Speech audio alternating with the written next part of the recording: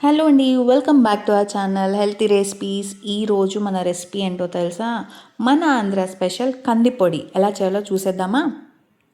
ఒక ప్యాన్ తీసుకొని కొంచెం ఆయిల్ వేసుకొని అది కొంచెం హీట్ అయిన తర్వాత నేను ఒక కప్పు కందిపప్పు అండ్ ఒక హాఫ్ కప్ పెసరపప్పు అండ్ దానికంటే కొంచెం తక్కువగా శనగపప్పు, ఇవన్నీ మూడు పప్పులు తీసేసుకొని అవి లైట్ బ్రౌన్ కలర్ వచ్చే వరకు లో ఫ్లేమ్లో పెట్టుకొని చక్కగా వేయించుకోవాలండి.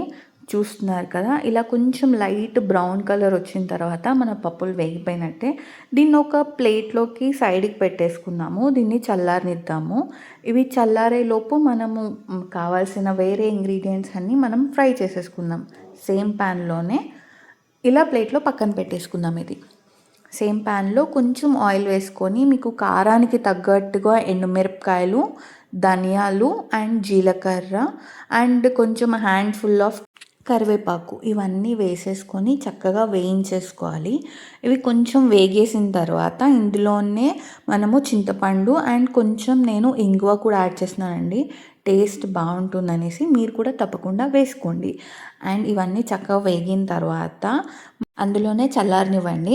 అది కొంచెం చల్లగా అయిపోయిన తర్వాత మనం ఇదంతా మిక్సీ జార్లోకి తీసేసుకొని మనము మిక్సీ పట్టేసుకుందాము. మిక్సీలో మనం ఏమేమి వేయాలంటే మనం వేయించుకున్న మిక్సర్ అండ్ సాల్ట్ సరిపడా వేసుకోండి. నేను ఒక 2 టేబుల్ స్పూన్స్ వేసుకున్నాను. ఇవన్నీ వేసేసుకొని నేను గుప్పెడన్ని గార్లిక్ వేసుకున్నాను. మీకు ఎక్కువగా కావాలంటే ఎక్కువగా కూడా వేసుకోవచ్చు. ఇవన్నీ వేసేసుకొని చక్కగా మిక్సీ పట్టేసుకోవాలి. చూస్తున్నారు కదా, ఇలా మంచి పేస్ట్ లాగా అయిపోతుంది పౌడర్. ఇలా అయిపోయిన తర్వాత మనము ఫస్ట్ వేయించుకొని చల్లారనివ్వడానికి పక్కన పెట్టుకున్నాం కదా పప్పులు, శనగపప్పు, పెసరపప్పు అండ్ కందిపప్పు, అవన్నీ కూడా ఇందులో వేసేసుకొని ఫైన్ పౌడర్ లాగా అయ్యేటట్టు మిక్సీ పట్టేసుకోండి. బరకగా కాకుండా ఫైన్ పౌడర్ ఇవ్వనివ్వండి. అంతే అండి, మన ఆంధ్ర స్పెషల్ కందిపొడి రెడీ అయిపోయినట్టే. ఇది మంచి ఇడ్లీస్ పైన కానీ దోశ పైన కానివ్వండి, లేదా వేడి అన్నంలో కొంచెం ఈ పౌడర్ వేసుకొని అండ్ నెయ్యి వేసుకొని తిన్నారంటే చాలా బాగుంటుంది. అండ్ పిల్లలు కూడా చాలా ఇష్టంగా తింటారు అండ్ హెల్తీ కూడా. తప్పకుండా ట్రై చేయండి. మనం లేజీగా ఉన్నప్పుడు కొంచెం వేడి అన్నంలో నెయ్యి వేసి పెట్టేస్తే పిల్లలు ఇంకేం అడగరండి.